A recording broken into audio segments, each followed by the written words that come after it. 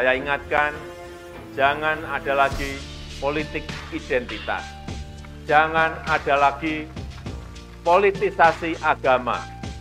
Jangan ada lagi polarisasi sosial.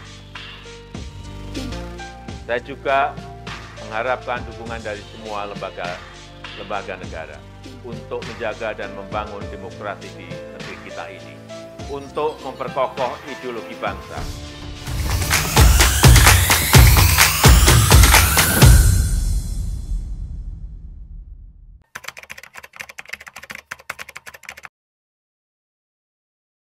Ya, di pidato Presiden Jokowi dalam rangka memperingati 77 tahun Indonesia Merdeka, itu sebenarnya memberi warning kepada bangsa ini dan elit politik, khususnya partai politik.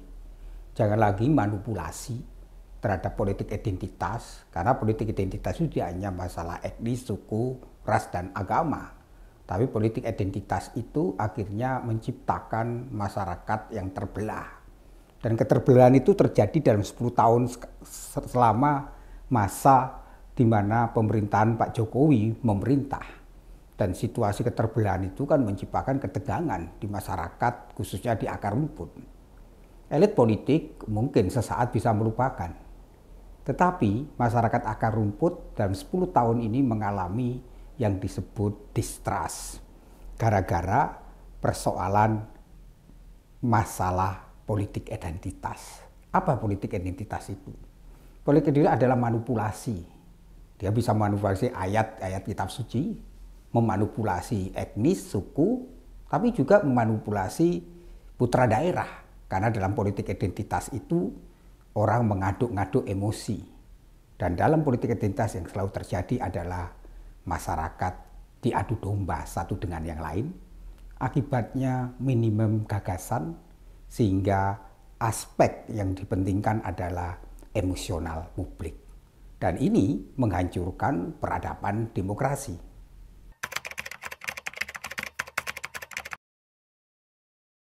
Ya, ini kan Presiden Jokowi sebagai seorang kepala negara melihat bahwa kalau terus-menerus bangsa ini masuk dalam politik identitas, ya kita reaktif. Bangsa ini tidak akan maju. Bangsa ini akan miskin gagasan dan menyebabkan potensi konflik itu terjadi terus-menerus sehingga energi kita itu habis hanya merespon politik identitas. Sebenarnya ini kan peringatan terhadap partai politik. Agar partai politik janganlah memanipulasi agama, suku, dan etnis hanya kepentingan mengejar kekuasaan. Maka Jokowi mengatakan, ayo akhiri politik identitas. Saatnya bangsa ini mampu menjawab tantangan zaman. Karena dalam situasi 2024 ini, kita menghadapi krisis besar loh. Krisis pangan, krisis energi, sehingga ketegangan geopolitik antara Rusia Ukraina yang mempengaruhi peradaban dunia, dan juga ketegangan antara Cina dan Taiwan akan mengganggu sistem global, yaitu tatanan ekonomi global. Jadi kalau kita masih menggunakan politik identitas, ya bangsa ini akan hancur, bangsa ini akan berantakan. Karena apa? Konflik yang tak berkesudahan.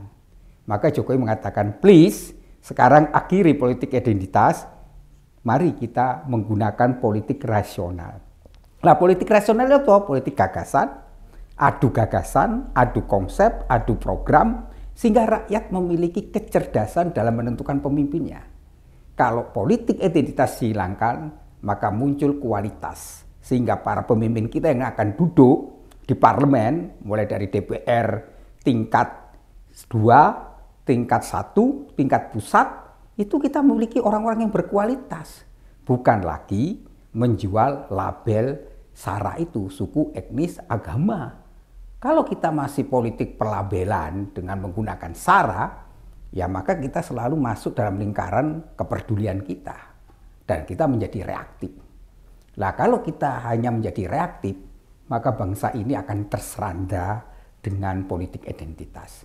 Maka Jokowi sebagai seorang yang negarawan ingin mengatakan akhiri politik identitas, dan tanggung jawab partai politik adalah membuat politik itu memiliki jiwa merdeka, bukan jiwa yang kerdil. Jiwa merdeka itu apa? Elit politik yang mempertaruhkan martabatnya bahwa politik itu secara etis memperjuangkan kebaikan bersama. Maka dalam politik tidak boleh lagi menggunakan dan menyalahgunakan suku, etnis, dan agama untuk hanya merebut suara. Ya kalau kita tetap politik identitas ya seperti kalau kata Gus Dur ya kita masih di taman kanak-kanak. Karena politik identitas itu tidak membawa kedewasaan. Kalau kita bicara tentang politik dewasa itu apa? Politik rasional. Lah politik rasional ditandai apa? Yaitu masing-masing partai politik menyiapkan calon-calon pemimpin yang punya kualitas. Maka dalam politik gagasan itu ya argumentasi.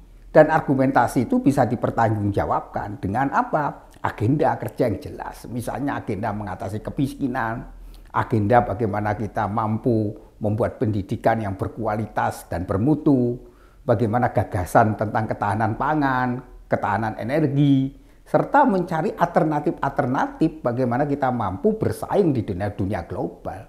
Tetapi kalau politik identitas, kita hanya mempersoalkan tidak objektif tapi subjektif. Yaitu seseorang dipilih hanya karena latar belakang, suku, etnis, agama. Tidak berdasarkan kemampuan. Maka kalau kita tetap pada politik identitas, ya kita bangsa yang goblok permanen. Goblok permanen itu ya kita gagal membangun keadapan demokrasi. Karena bangsa yang cerdas itu bangsa yang tidak mau masuk ke dalam lingkaran kepeduliannya. Jadi kalau lingkaran kepedulian itu orang akhirnya menjadi reaktif. Karena yang dipersoalkan adalah hal-hal yang tidak punya mutu dan kualitasnya. Sehingga ya masa bangsa ini terus taman kanak-kanak. Maka politik itu harus butuh kedewasaan. Apa artinya politik yang penuh kedewasaan? Yaitu tanggung jawab etis. Maka setiap partai politik dan calon-calon baik yang jadi presiden, jadi gubernur, wali kota, bupati, itu punya tanggung jawab etis. Tanggung jawab etis apa? Tidak boleh memanipulasi agama, suku, dan etnis dijadikan mobilisasi massa. Karena kalau itu terjadi, maka kita mengalami situasi yang disebut bahwa hilangnya keadaban politik.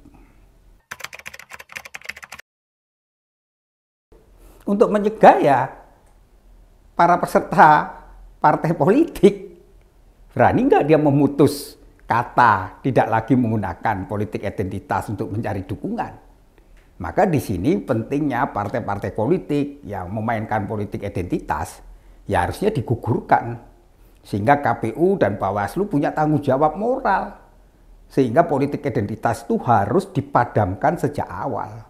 Maka perilaku-perilaku yang menyimpang di mana ketika politik identitas itu dimainkan oleh partai politik, maka KPU dan Bawaslu harus berani memprosesnya dan menegakkan hukum. Sehingga partai itu bisa digugurkan. Atau calon itu bisa digugurkan sejak awal. Jangan sampai politik identitas itu dipelihara sehingga KPU dan Bawaslu tidak punya kekuatan untuk membuat politik identitas itu mengalami yang disebut sebuah komodifikasi yang terus-menerus diciptakan. Tapi saatnya lah politik identitas harus diputus dengan cara apa? Menegakkan aturan main. Maka perlu tambahan bagi KPU dan Bawaslu untuk mengatur tentang politik identitas saat ini harusnya tidak lagi diperbolehkan di ruang publik. Maka siapapun yang melanggar aturan itu harus digugurkan sejak awal.